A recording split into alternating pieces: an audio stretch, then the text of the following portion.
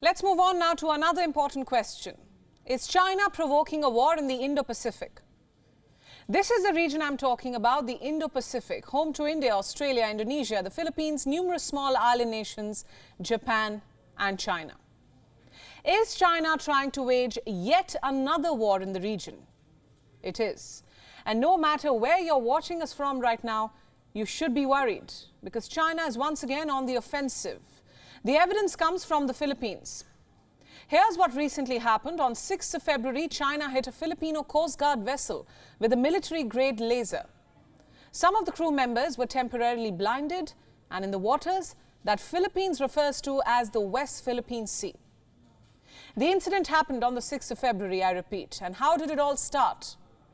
The Filipino Coast Guard boat was sailing towards a Navy ship, one that was anchored in the second Thomas Shoal. It is a submerged reef. And this is where it is located on the map. China claims that this reef, yet another territorial claim against a neighbor. Manila insists that the reef belongs to the Philippines, all the more because it is located inside the country's EEZ, or the Exclusive Economic Zone. Manila has anchored a rusted World War II ship at the second Thomas Shoal. Why? To legitimize its claim on the reef. Now, this particular Coast Guard boat was headed towards that very ship. It was carrying supplies for the sailors on board, and that is when a Chinese vessel hit the Coast Guard boat with a laser. The military-grade laser was flashed twice, due to which sailors found themselves temporarily blinded. But China was not done.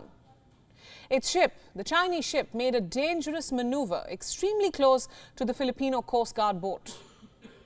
What were the Chinese trying to do? Intimidate the Filipino Coast Guard? I can't think of any other explanation at this point. Meanwhile, Manila says that Chinese actions are a quote-unquote clear violation of Philippine sovereign rights. But China has zero regrets. The Foreign Ministry says that its military's actions were lawful. There is nothing wrong in hitting a foreign ship with a laser and blinding its crew. What gives? The Chinese belief in parallel reality. Let me tell you a little more about it. You see, international law says that whatever falls within the 200 nautical mile zone from a country's coast is that country's exclusive economic zone. But China here says parts of the Filipino EEZ belongs to China. How is this possible? Because of the 9-dash line, this one.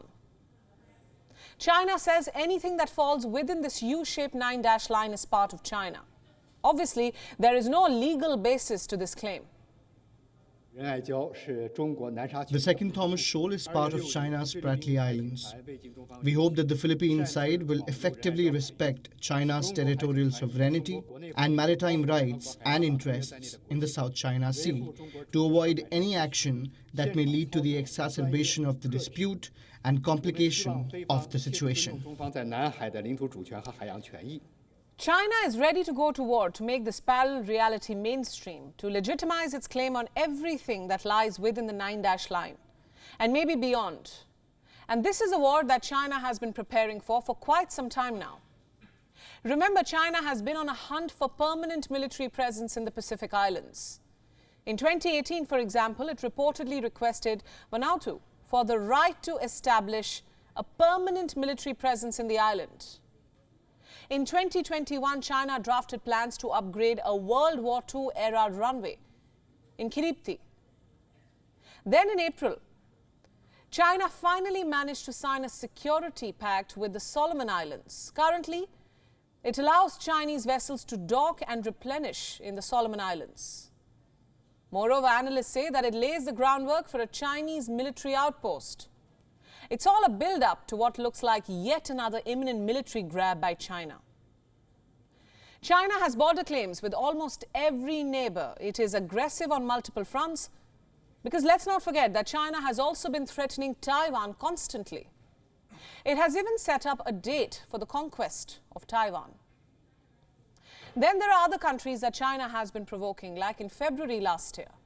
China flashed military-grade laser towards Australian warplane. Australia said, and I quote, acts like this one have the potential to endanger lives. And do you know what else they are capable of? Triggering a war. One plane crash, one downed vessel, and before you know it, fire is being exchanged and a clash has broken out. Basically, what China has done with regard to the Filipino boat is opening a new shooting front. But why the Philippines? You see, there is no love lost there. The Philippines and China have a troubled history, which includes disputed islands and court battles. The Philippines entered 2023 hoping for a fresh start. In January this year, President Ferdinand Marcos Jr. visited China. He met Beijing's top leaders. Chinese President Xi Jinping, also the Standing Committee Chairman of the National People's Congress. They told him that China would resolve the maritime disputes diplomatically. Then what happened? Lesson number 1. Why China cannot and should not be trusted. My point is this: the Philippines ends up becoming China's soft target because Beijing sees Manila as an American ally. Beijing's strategic confrontation is America-centric. It treats every nation that has good relations with Washington as an active or sleeping enemy, as it prepares for war across the Pacific. WION World is now available in your country. Download the app now and get all the news updates on the move.